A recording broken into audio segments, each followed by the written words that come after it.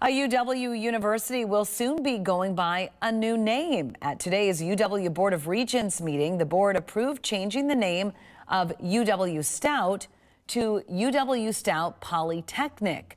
Officials say the name change is the first among the universities of Wisconsin since the university system was created through a merger in 1971. Fewer than 3% of the universities in the United States are designated as Polytechnic, and UW-Stout Polytechnic is the only such university in Wisconsin and Minnesota.